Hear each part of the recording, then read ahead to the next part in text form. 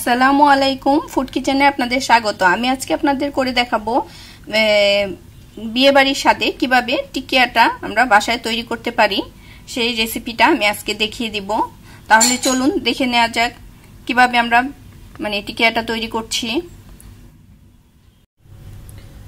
গরু মাংসের টিকিয়া করার জন্য আমি এখানে গরু মাংস নিয়েছি 1 কেজির চাইতে একটু বেশি, আর এখানে 250 গ্রাম বুটের ডাল নিয়েছি। আমি বুটের ডালগুলোকে 6 ঘন্টা মতো ভিজিয়ে রেখেছি। ভিজিয়ে রাখার ফলে বুটের ডালগুলো ফুলে এতগুলো দেখাচ্ছে।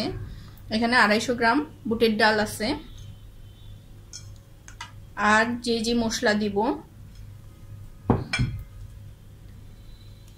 এখানে আছে দারচিনি 4 টুকরা, এলাচি 5-6টা, লং 6-7টা, আর তেজপাতা 4টা, আর মরিচ 5টা, আর নিয়েছি বড় এলাচি 3টা। বড় এলাচিটা খুব ফ্লেভার আসে, সেই কারণে আমি বড় এলাচি নিয়েছি।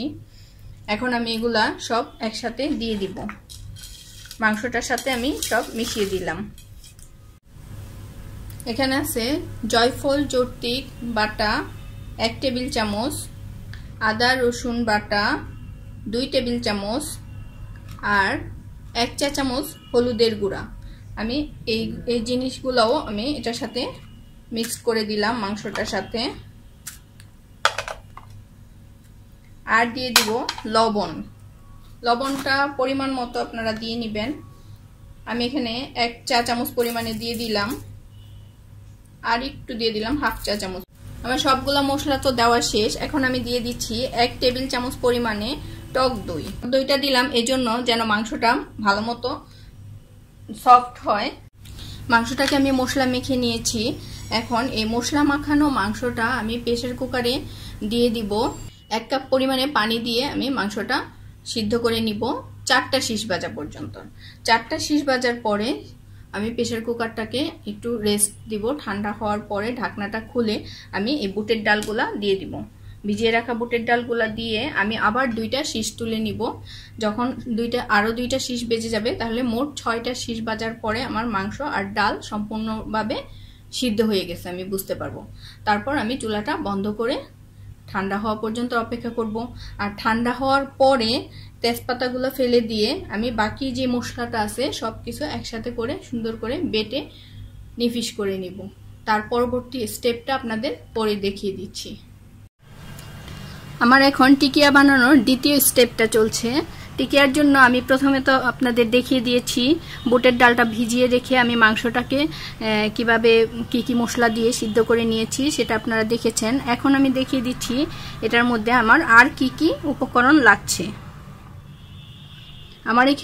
আমার এখানে 8টা পেঁয়াজ, একটু বড় সাইজের দেশি পেঁয়াজটা 8টা পেঁয়াজ আমি কুচি করে নিয়েছি, আর 8-10টা কাঁচামরিচ আমি এখানে কুচি করে তারপরে এটাকে বেরেস্তা করে, আর কাঁচামরিচটাকে বেরেস্তার মধ্যে দিয়ে একটু নেড়ে চেড়ে একটু নরম করে নিয়েছি। আর এখানে আছে কিছু পুদিনা পাতা, এখানে আছে দইনা পাতা, আর আছে 1 চা চামচ জিরা ফাঁকি, আর লাগতেছে আমার 2টা ডিম, আর সামান্য একটু টেস্টিং সল্টটা আমি এজন্য দিচ্ছি যে টেস্টিং সল্টটা আমি যে কাঁচামরিচ আর শুকনো মরিচগুলো ইউজ করেছি সেগুলো যেন ঝালটাকে একটু কমিয়ে দেয় এবং খুব টেস্ট একটা ভাব আসে।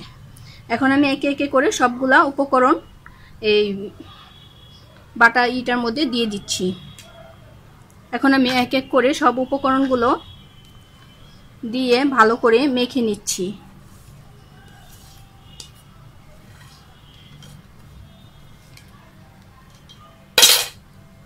আর আমার এখানে যে 2টা ডিম রেখেছি, এই ডিমে শুধু কুসুমটা আমি এই মাখানোটার মধ্যে দিয়ে দিব, আর যে সাদা অংশটা আছে সেটা আমি ভাজার জন্য ব্যবহার করব। এখন আমি ডিমটা ভেঙে নিচ্ছি।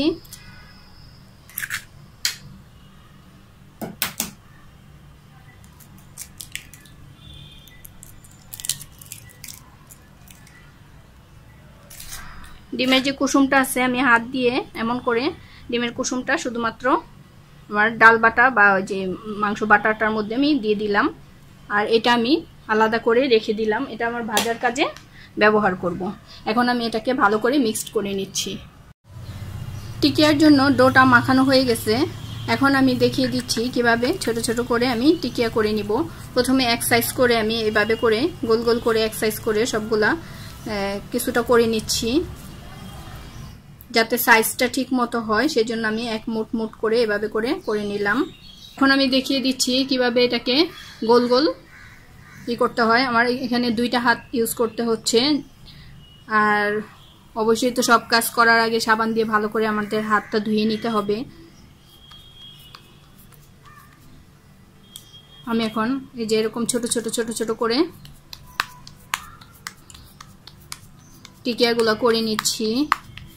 খুব চেপে চেপে করবেন যেন একটুও ফাটা বা ভাঙা না থাকে। আমার টিকিয়া বানানো মোটামুটি কমপ্লিট। এখন শুধু ভাজার বাকি, ভাজলেই এটা খাওয়ার উপযোগী হয়ে যাবে।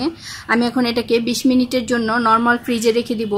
নর্মাল ফ্রিজে রেখে একটু হার্ড হয়ে আসবে উপরটা, তখন আমি ডিমের সাদা অংশে ডুবা তেলে ভেজে নিব। তাহলে আমার এটা কমপ্লিট হয়ে যাবে। আপনারা চাইলে এমন অবস্থায় ডিপ ফ্রিজে রেখে দিতে পারেন। আমি এখানে যথেষ্ট পরিমাণে তেল নিয়ে নিয়েছি এবং তেলটা গরম করে নিয়েছি। নিয়ে আমি চুলাটা হালকা কমিয়ে নিলাম।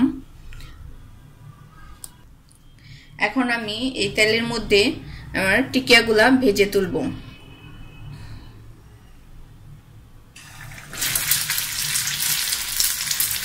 আমি একটা একটা করে তেলের মধ্যে দিয়ে দিচ্ছি টিকিয়াগুলা। দিয়ে চুলাটা কমিয়ে নিয়ে হালকা করে এপিট এপিট করে একদম লালচা লালচা করে ভেজে উঠাতে হবে। আপনারা হয়তো খেয়াল করছেন আমি এখানে ডিমের শুধু সাদা অংশটা নিয়েছি, ডিমের কুসুম কিন্তু নেই।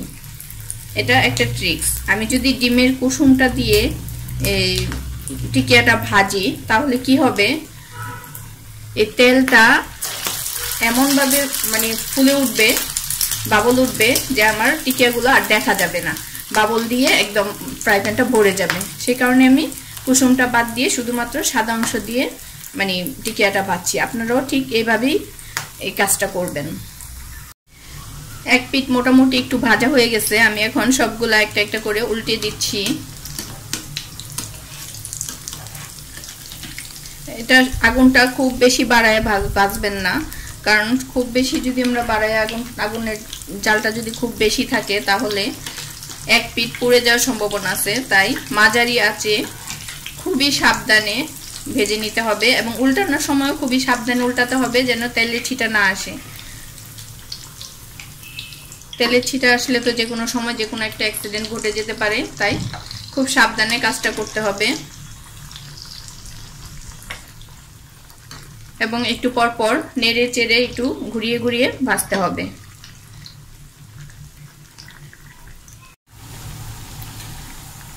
আমার টিকিয়া ভাজা কমপ্লিট। আমি একটা একটা করে এখন তুলে নিচ্ছি। আমি বানানোর সময় বলেছিলাম যে আমি খুব চ্যাপটা করে বানাচ্ছি, এখন দেখতে পাচ্ছেন খুব ফুলে ফুলে উঠেছে। চ্যাপটা করে বানালেও যখন আমি ভাজবো তখন টিকিয়াগুলা একটু ছোট হয়ে যায় আর ফুলে যায়, সেই কারণেই আমি বেশি জোরে চ্যাপটা করে একটু করে নিয়েছি। তাহলে দেখেই তো ফেললেন কিভাবে আমরা সহজে বাসায় টিকিয়া করতে পারি বিয়েবাড়ির স্টাইলে। যদি আমার এই টিকিয়া রেসিপিটা ভালো লাগে তাহলে অবশ্যই আমার চ্যানেলটা সাবস্ক্রাইব করবেন এবং কোনো কোশ্চেন থাকলে, কোনো কিছু জিজ্ঞাসা করার ইচ্ছা থাকলে তাহলে কমেন্ট বক্সে কমেন্ট করে আমাকে জানাবেন। তাহলে ভালো থাকবেন। আল্লাহ হাফেজ, বাই বাই।